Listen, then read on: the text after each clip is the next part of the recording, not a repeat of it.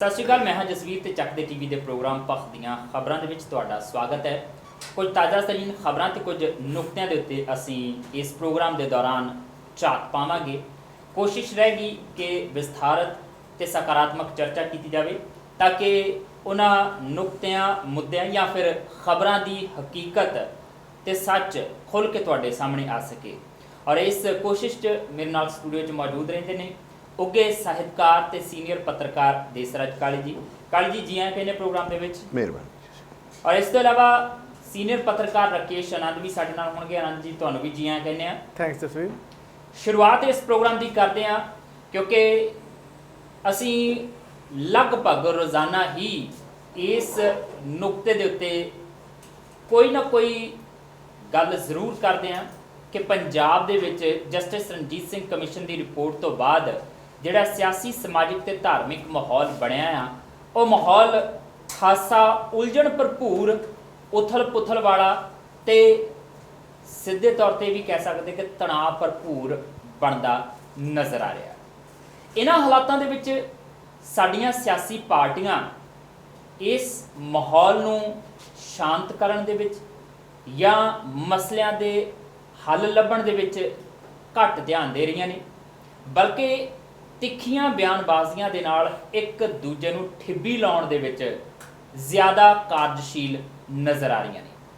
ਔਰ ਇਸ ਸਭ ਦੇ ਵਿੱਚ ਡਿਫੈਂਸਿਵ ਮੋਡ ਦੇ ਵਿੱਚ ਚੱਲ ਰਿਹਾ ਅਕਾਲੀ ਦਲ ਬਾਦਲ ਹੁਣ ਪੋਲ ਖੋਲ ਰੈਲੀਆਂ ਦੇ ਰਾਹੀਂ ਆਪਣੀ ਸਾਖ ਬਚਾਉਣ ਦੀ ਕਵਾਇਦ ਕਰ ਰਿਹਾ ਹੈ। ਇਸੇ ਤਹਿਤ ਪਹਿਲਾਂ ਅਬੋਹਰ ਦੇ ਵਿੱਚ ਇੱਕ ਰੈਲੀ ਕੀਤੀ ਗਈ ਸੀ ਜਿੱਥੇ ਖਾਸਾ ਗਰਜੇ ਸੀ ਛੋਟੇ ਤੇ ਵੱਡੇ ਬਾਦਲ ਸਾਹਿਬ, ਪਰ ਉਸ ਗਰਜਣ ਦੇ ਵਿੱਚ ਜਿਹੜੀ ਮਾੜੀ ਜੀ ਭੁੰਦੜ ਸਾਹਿਬ ਨੇ ਲਿਸ਼ਕੋਰ ਮਾਰੀ ਸੀ, ਉਹ ਬਿਜਲੀ ਅਕਾਲੀ ਦਲ ਦੇ ਉੱਤੇ ਡਿੱਗ ਪਈ ਕਿਉਂਕਿ ਸ਼ਬਦ ਇਹੋ ਜਿਹਾ ਇਸਤੇਮਾਲ ਕਰਤਾ ਉਹਨਾਂ ਨੇ ਜਿਹੜਾ ਸ਼ਬਦ ਇਤਰਾਜ਼ਯੋਗ ਸੀਗਾ। ਤੇ ਉਸ ਤੋਂ ਬਾਅਦ ਹੁਣ ਭਾਦੀਆਂ ਬਣੀਆਂ ਹੋਈਆਂ ਅਕਾਲੀ ਦਲ ਦੇ ਲਈ, ਖਾਸ ਤੌਰ ਤੇ ਭੁੰਦੜ ਸਾਹਿਬ ਦੇ ਲਈ। ਇਸ ਤੋਂ ਬਾਅਦ ਅਗਲੀ ਰੈਲੀ ਜਿਹੜੀ ਆ ਉਹ 15 ਤਰੀਕ ਨੂੰ ਫਰੀਦਕੋਟ ਦੇ ਵਿੱਚ ਰੱਖੀ ਗਈ ਸੀਗੀ, ਪਰ ਪੰਥਕ ਜਥੇਬੰਦੀਆਂ ਲਗਾਤਾਰ ਇਸ ਰੈਲੀ ਦਾ ਵਿਰੋਧ ਕਰ ਰਹੀਆਂ ਨੇ। ਖਾਸ ਤੌਰ ਤੇ ਫਰੀਦਕੋਟ ਦੇ ਬਰਗਾੜੀ ਦੇ ਵਿੱਚ ਹੀ ਜਿਹੜਾ ਆ ਉਹ ਇਸ ਸਮੇਂ ਮੋਰਚਾ ਵੀ ਲਗਾਇਆ ਗਿਆ ਹੈ। ਜਥੇਦਾਰ ਬਲਜੀਤ ਸਿੰਘ ਦਾਦੂਵਾਲ ਹੋਰਾਂ ਦੇ ਵੱਲੋਂ, ਧਿਆਨ ਸਿੰਘ ਮੰਡ ਤੇ ਹੋਰ ਪੰਥਕ ਜਥੇਬੰਦੀਆਂ ਦੇ ਵੱਲੋਂ ਲਗਾਤਾਰ ਇਹ ਮੋਰਚਾ ਜਿਹੜਾ ਉਹ ਚੱਲਦਾ ਪਿਆ ਹੈ। ਔਰ ਇਸ ਮੋਰਚੇ ਦੀ ਮੰਗ ਬੇਅਦਬੀ ਕਾਂਡ ਦੇ ਦੋਸ਼ੀਆਂ ਨੂੰ ਸਜ਼ਾਵਾਂ ਦਿਵਾਉਣਾ ਤੇ ਗੋਲੀ ਕਾਂਡ ਦੇ ਵਿੱਚ ਸ਼ਾਮਿਲ ਪੁਲਿਸ ਅਧਿਕਾਰੀਆਂ ਦੇ ਖਿਲਾਫ ਬਣਦੀ ਪੁਖਤਾ ਕਾਰਵਾਈ ਕਰਵਾਉਣਾ ਹੈ। ਸੋ ਇਹ ਟਕਰਾਅ ਦੀ ਸਥਿਤੀ ਬਣਨ ਦੀਆਂ ਇੱਥੇ ਸੰਭਾਵਨਾਵਾਂ ਨਜ਼ਰ ਆ ਰਹੀਆਂ ਸੀਗੀਆਂ। ਹਾਲਾਂਕਿ ਇਸ ਵਿਰੋਧ ਦੇ ਦਰਮਿਆਨ ਜਦੋਂ ਇਹ ਪੰਥਕ ਜਥੇਬੰਦੀਆਂ ਪ੍ਰਸ਼ਾਸਨ ਨੂੰ ਮੰਗ ਪੱਤਰ ਸੌਂਪਦੀਆਂ ਨੇ ਇਸ ਰੈਲੀ ਨੂੰ ਰੱਦ ਕਰਵਾਉਣ ਦੀ, ਤੇ ਖਬਰ ਇਹ ਵੀ ਨਿਕਲ ਕੇ ਆਉਂਦੀ ਹੈ ਕਿ ਅਕਾਲੀ ਦਲ ਨੇ ਹੁਣ ਆਪਣੀ ਇਹ ਚੋਣ ਰੈਲੀ ਜਿਹੜੀ ਆ, ਚੋਣ ਰੈਲੀ ਨਹੀਂ ਪੋਲ ਰੈਲੀ, ਪੋਲ ਖੋਲ ਰੈਲੀ ਜਿਹੜੀ ਆ, ਕਿਉਂਕਿ ਬੋਲਦੇ ਤਾਂ ਲਗਭਗ ਚੋਣਾਂ ਵਾਂਗੂ ਹੀ ਆ ਨਾ ਰੈਲੀਆਂ ਦੇ ਵਿੱਚ। ਸੋ ਇਹ ਪੋਲ ਖੋਲ ਰੈਲੀ ਜਿਹੜੀ ਹੈ ਉਹ ਮੁਲਤਵੀ ਕਰ ਦਿੱਤੀ ਹੈ। ਔਰ ਮੁਲਤਵੀ ਵੀ ਇੰਨੀ ਕੁ ਕੀਤੀ ਹੈ ਕਿ 15 ਦੀ ਥਾਂ ਹੁਣ 16 ਤਰੀਕ ਨੂੰ ਇਹ ਪੋਲ ਖੋਲ ਰੈਲੀ ਹੋਵੇਗੀ। ਔਰ 16 ਤਰੀਕ ਦੀ ਰੈਲੀ ਨੂੰ ਲੈ ਕੇ ਵੀ ਪੰਥਕ ਜਥੇਬੰਦੀਆਂ ਲਗਾਤਾਰ ਆਵਾਜ਼ ਬੁਲੰਦ ਕਰ ਰਹੀਆਂ ਨੇ।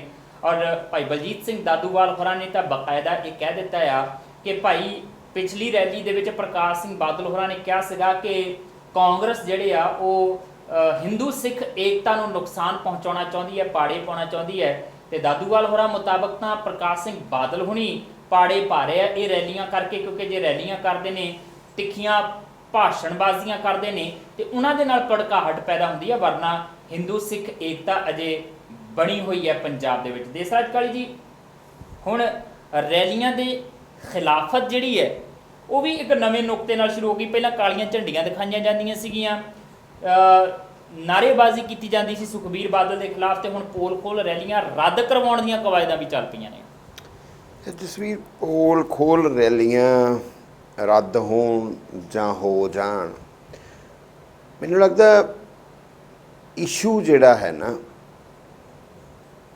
जो बहुत गंभीर है, जो बहुत संवेदनशील है, सेंसिटिव मामला है।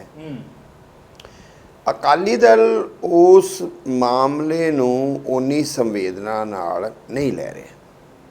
ਉਹਨੂੰ ਪੋਲੀਟੀਕਲਾਈਜ਼ਡ ਬਾਰ-ਬਾਰ ਪੋਲੀਟੀਕਲਾਈਜ਼ਡ ਕਰਨ ਦੀ ਕੋਸ਼ਿਸ਼ ਕੀਤੀ ਜਾ ਰਹੀ ਆ, ਉਹਨੂੰ ਭੁਨਾਉਣ ਦੀ ਕੋਸ਼ਿਸ਼ ਕੀਤੀ ਜਾ ਰਹੀ ਹੈ, ਉਹਨੂੰ ਡਿਰੇਲ ਕਰਨ ਦੀ ਕੋਸ਼ਿਸ਼ ਕੀਤੀ ਜਾ ਰਹੀ ਹੈ ਔਰ ਉਹਦੇ ਤੋਂ ਪੰਜਾਬ ਦੇ ਹਿੱਤ ਵਾਰੇ ਜਾ ਰਹੇ ਆ।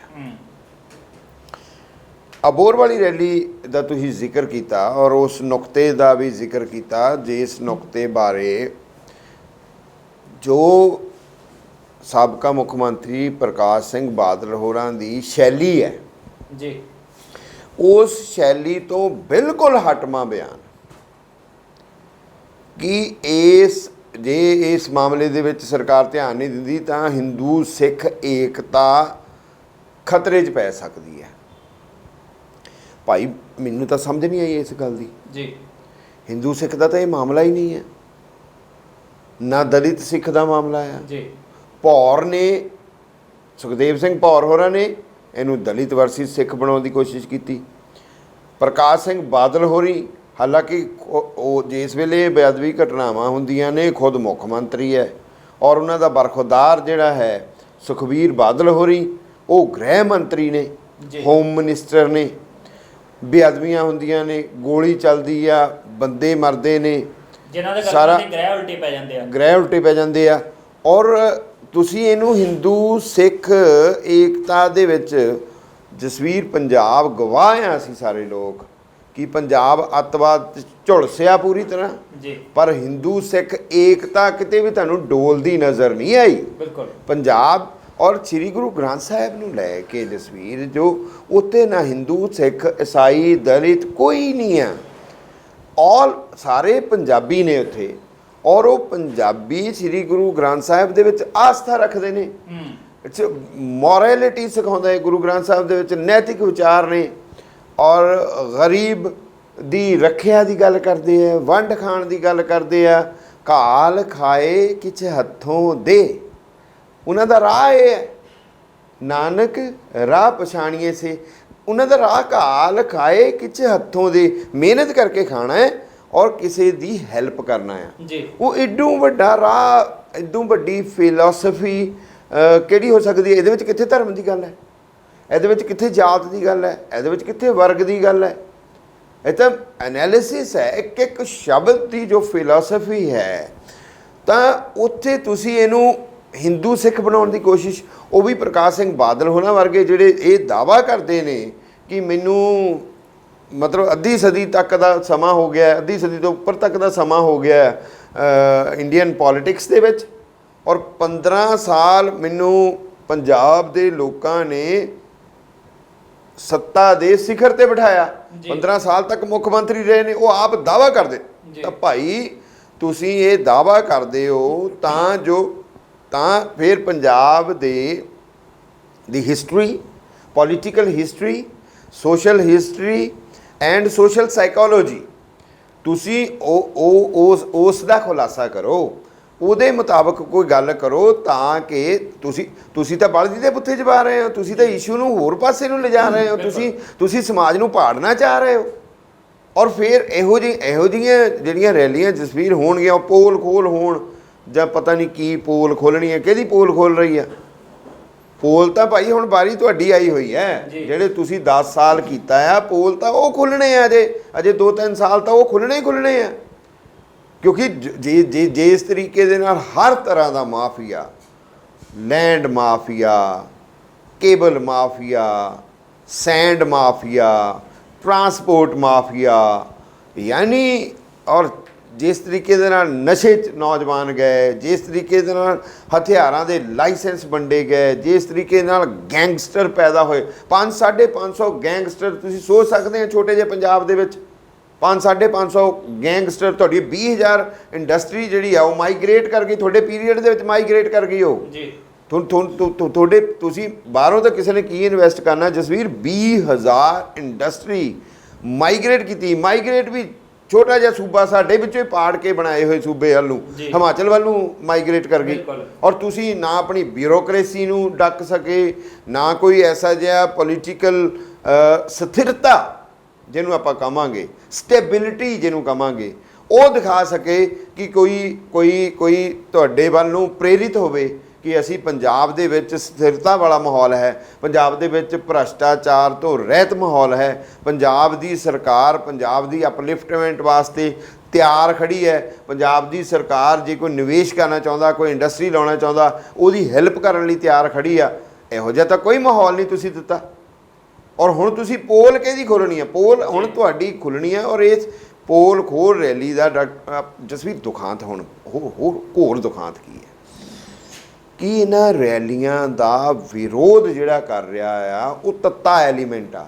ਮੈਂ ਬਾਰ-ਬਾਰ ਇਹ ਕਹਿਣਾ ਆ ਕਿ ਜੇ ਅਸੀਂ ਸ਼੍ਰੋਮਣੀ ਅਕਾਲੀ ਦਲ ਨੂੰ ਇਸ ਤਰੀਕੇ ਦੇ ਉੱਤੇ ਉਹਦੀ ਇੱਕ ਕਿਸਮ ਦਾ ਕਮੈਂਟ ਕਰਦੇ ਆ, ਉਹਨਾਂ ਦੇ ਉੱਤੇ ਨੈਗੇਟਿਵਿਟੀ ਸਾਨੂੰ ਨਜ਼ਰ ਆਉਂਦੀ ਆ, ਤਾਂ ਭਾਈ ਜਿਹੜੀ ਮੌਜੂਦਾ ਸਰਕਾਰ ਆ, ਜਿਹੜੀ ਕਾਂਗਰਸ ਸਰਕਾਰ ਆ, ਉਹ ਵੀ ਕੋਈ ਪੋਜ਼ਿਟਿਵ ਮਾਹੌਲ ਨਹੀਂ ਦੇ ਰਹੀ। ਮੈਂ ਇਸੇ ਨੁਕਤੇ ਦੇ ਉੱਤੇ ਗੱਲ ਕਰਨੀ ਸੀ ਮੈਂ ਹੋਰਾਂ ਦੇ ਨਾਲ ਕਿ ਜੇ ਅਸੀਂ ਗੱਲ ਕਰਦੇ ਹਾਂ ਕਾਂਗਰਸ ਦੀ, ਤੇ ਕਾਂਗਰਸ ਦਾ ਵੀ ਰੌਂ ਜਿਹੜਾ ਉਹ ਸ਼ੱਕੀ ਜਿਹਾ ਪਤਾ ਨਹੀਂ ਕਿਉਂ ਨਜ਼ਰ ਆਉਂਦਾ ਆ।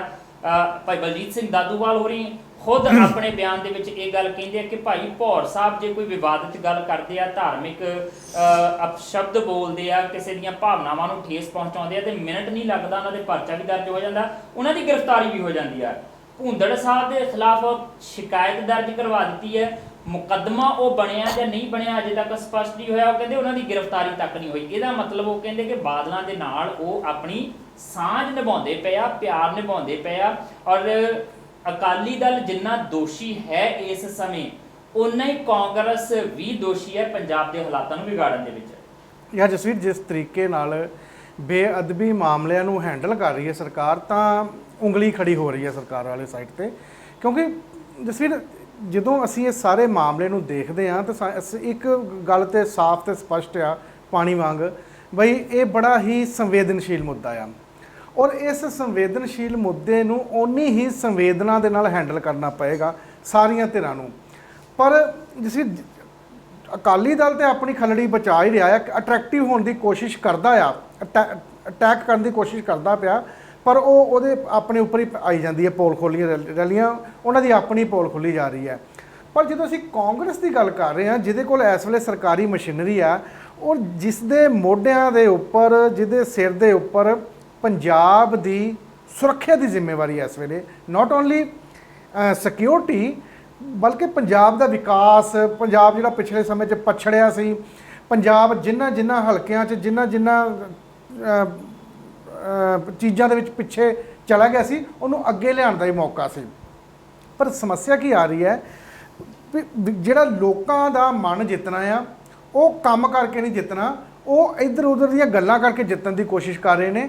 ਔਰ ਜਸਵੀਰ, ਪਿਛਲੇ ਸਮੇਂ 'ਚ ਇੱਕ ਹੋਰ ਜਿਹੜਾ ਨਵਾਂ ਦੇਖਣ ਨੂੰ ਮਿਲ ਰਿਹਾ ਆ, ਬਈ ਆਪਣੀ ਲਕੀਰ ਲੰਬੀ ਨਹੀਂ ਕੀਤੀ ਜਾ ਰਹੀ, ਦੂਜੇ ਦੀ ਲਕੀਰ ਜਿਹੜੀ ਆ ਉਹ ਛੋਟੀ ਕਰਨ ਦੀ ਕੋਸ਼ਿਸ਼ ਕੀਤੀ ਜਾ ਰਹੀ ਹੈ। ਔਰ ਪੰਜਾਬ ਦੇ ਵਿੱਚ ਅੱਜ ਜਦੋਂ ਬੇਅਦਬੀ ਮਾਮਲਾ ਜਦੋਂ ਦਾ ਚੱਲੇ ਪਿਆ ਨਾ, ਉਦੋਂ ਦਾ ਮੈਂ ਦੇਖ ਰਿਹਾ, ਅਸੀਂ ਦੇਖ ਰਹੇ ਹਾਂ ਬਈ ਪੰਜਾਬ ਦਾ ਜਿੰਨੇ ਵੀ ਕਾਂਗਰਸ ਦੇ MLAs ਨੇ, ਖਾਸ ਕਰਕੇ ਜਿਹੜੇ ਕੈਬਨਿਟ ਮੰਤਰੀ ਨੇ 5-6, ਉਹਨਾਂ ਦੀ ਜਦੋਂ ਬਿਆਨਬਾਜ਼ੀ ਦੇਖਦੇ ਆ ਨਾ, ਤਾਂ ਇੰਨੀ ਕਿ ਜ਼ਿਆਦਾ ਨੈਗੇਟਿਵ ਆ, ਰਿਸਪੌਂਸਿਬਿਲਿਟੀ ਵਾਲੀ ਨਹੀਂ ਆ।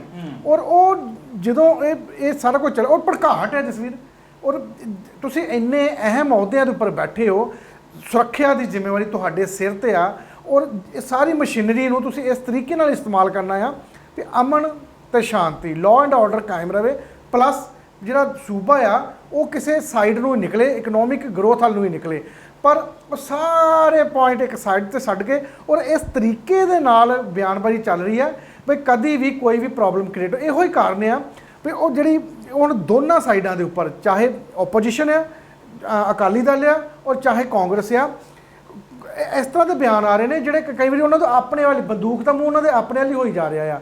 ਇੱਕ ਹਫੜਾ ਦਫੜੀ ਆ, ਨਾਟ ਓਨਲੀ ਵਿਰੋਧੀਆਂ ਦੇ, ਕਾਂਗਰਸ ਦੇ ਆਪਣੇ ਵਿੱਚ ਵੀ ਇੱਕ ਹਫੜਾ ਦਫੜੀ ਆ। ਔਰ ਇਹਦਾ ਜਸਵੀਰ ਇੱਕ ਹੋਰ ਵੀ ਮੈਨੂੰ ਲੱਗਦਾ ਕਾਰਨ ਕੀ ਹੈ ਵੀ ਕਾਂਗਰਸ ਦੇ ਵਿੱਚ ਸਰਕਾਰ ਦੇ ਵਿੱਚ, ਈਵਨ ਕੈਬਨਿਟ ਦੇ ਵਿੱਚ ਵੀ ਕੁਝ ਧੜੇ ਨੇ। ਉਹ ਧੜੇ ਕੁਝ ਕੈਪਟਨ ਦੇ ਨਾਲ ਨੇ, ਕੁਝ ਕੈਪਟਨ ਦੇ ਨਾਲ ਅਸੀਂ ਹੈ ਆ ਇਹ ਦੱਸਣ ਦੀ ਕੋਸ਼ਿਸ਼ ਵਿੱਚ ਕੁਝ ਇਸ ਤਰ੍ਹਾਂ ਦਾ ਬੋਲ ਜਾਂਦੇ ਨੇ ਵੀ ਜਿਹੜਾ ਕੈਪਟਨ ਹੋਣਾ ਦੇ ਉਹ ਸਰਕਾਰ ਦੇ ਖਿਲਾਫ ਹੀ ਚਲਾ ਜਾ ਰਿਹਾ ਆ। ਔਰ ਕੁਝ ਇਸ ਤਰ੍ਹਾਂ ਦੇ ਵੀ ਕੈਬਨਿਟ ਮੰਤਰੀ ਨੇ ਜਿਹੜੇ ਆਜ਼ਾਦੀ ਪ੍ਰਾਪਤ ਕਰਨ ਦੀ ਕੋਸ਼ਿਸ਼ ਕਰਦੇ, ਕੋਈ ਬੋਲਣ ਦੀ ਕਰਦੇ ਆ, ਓਵਰ ਕੈਪਟਨ ਹੋਣੀ ਉਹਨਾਂ ਨੂੰ ਘੁਰਕੀ ਦੇਣ ਲੱਗ ਪੈਂਦੇ ਆ। ਔਰ ਇਹ ਇਸ ਤਰੀਕੇ ਨਾਲ, ਔਰ ਇਹ ਸਾਰੀ ਆਪਾ ਤਾਂ ਪਈ ਹੋਈ ਆ ਵੀ ਜਿਹੜੀ ਸਰਕਾਰ ਆ ਉਹ ਕਿਸੇ ਕੋਈ ਬੈਲੈਂਸਡ ਕੋਈ ਉਹਦਾ ਬਿਆਨ ਨਹੀਂ ਆ ਰਿਹਾ ਔਰ ਹਾਪ ਹੁਦਰਾ ਚੱਲ ਰਿਹਾ ਕੰਮ। ਜੇ ਸੁਖਜਿੰਦਰ ਰੰਧਾਵਾ ਦੀ ਗੱਲ ਸੁਣਦੇ ਆ ਉਹ ਕੁਝ ਹੋਰ ਬੋਲ ਰਿਹਾ, ਸਿੱਧੂ ਹੁਣੇ ਆਪਣੇ ਕਰੀ ਜਾ ਰਹੇ ਨੇ, ਔਰ ਕੈਪਟਨ ਹੁਣੇ ਜਿਹੜੇ ਨੇ ਉਹ ਕਿਸੇ ਹੋਰ ਤਰੀਕੇ ਨਾਲ ਚੱਲ ਰਹੇ ਨੇ। ਔਰ ਇਹ ਜਦੋਂ ਇਹ ਸਾਰਾ ਜਿੰਨਾ ਚਿਰ ਇਤਫਾਕ ਪੰਜਾਬ ਸਰਕਾਰ ਦੇ ਵਿੱਚ ਕੈਬਨਿਟ ਦੇ ਵਿੱਚ ਘੱਟੋ ਘੱਟ ਕਰਨਾ ਪਏਗਾ ਉਹਨਾਂ ਨੂੰ, ਔਰ ਇਸ ਤਰੀਕੇ ਨਾਲ ਇਸ ਮਸਲੇ ਨੂੰ ਹੱਲ ਕਰਨਾ ਪਏਗਾ ਵੀ ਕਿਤੇ ਇਹ ਨਾ ਹੋਏ ਵੀ ਲਾਅ ਐਂਡ ਆਰਡਰ ਜੇ ਵਿਗੜ ਗਿਆ ਤੇ ਪ੍ਰੋਬਲਮ ਹੋ ਜਾਣੀ ਆ।